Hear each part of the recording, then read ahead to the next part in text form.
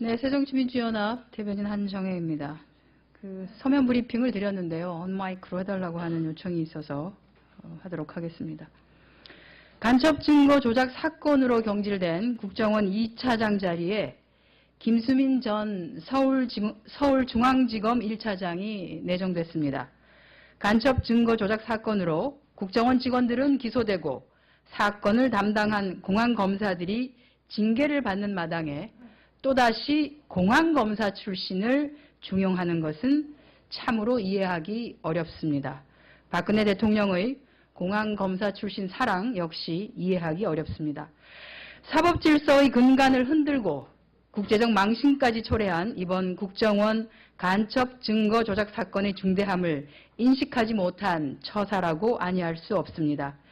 특히 이번 사건으로 황교안 법무부 장관의 책임론이 비등한 가운데 황 장관과 고교 그리고 대학 동문인 인사를 임명하는 것은 더욱 문제가 아닐까 합니다.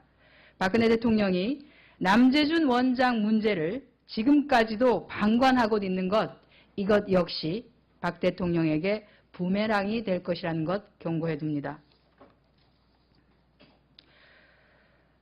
검찰이 청와대가 최동욱 전 검찰총장 주변을 조직적으로 뒷조사했다는 의혹에 대해서 무혐의 처분을 내렸습니다. 검찰이 그 스스로 권력의 신역으로 전락했음을 입증한 수사 결과임에 다름 아닙니다. 최동욱 전 총장의 혼외자 문제는 검찰이 박근혜 정권의 아킬레스건인 국정원의 대선 개입 사건에 대해 수사를 본격화하는 시점에 느닷없이 터져나왔다는 점에서 검찰의 국정원 대선 개입 수사를 무력화하기 위한 것이 아닌가 하는 의혹이 짙었습니다.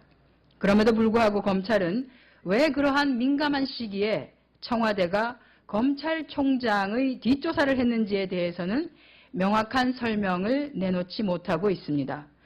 더욱이 이번 사건은 최 총장뿐 아니라 제3자, 특히 미성년자인 어린이의 친자 관계라는 극히 사적인 정보가 유출된 사건이기 때문에 인권보호 차원에서라도 개인정보보호 문제에 대해 엄정한 수사가 이루어졌어야 함에도 불구하고 의혹은 당사자인 청와대 관계자들에 대해서는 소환 조사조차도 하지 못하는 그러한 모습을 보였습니다.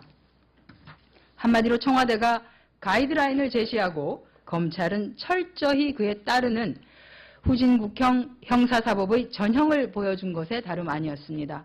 이번 수사는 검찰 수사의 독립성을 평가받는 중요한 시험대, 리트머스였습니다. 하지만 검찰은 국민의 기대와 상식과는 정반대되는 결과를 내놓음으로써 검찰 스스로가 국민의 신망을, 신뢰를 다시 세울 기회를 놓쳐버렸고 한 가닥 남은 국민의 기대는 스스로 차버리고 말았습니다.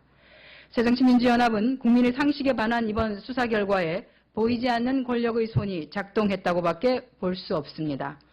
권력의 주구이기를 스스로 선언한 검찰, 더 이상 두고 볼 수만은 없을 것입니다.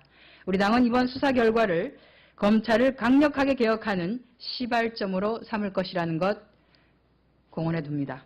이상 오후 현안 브리핑 마칩니다.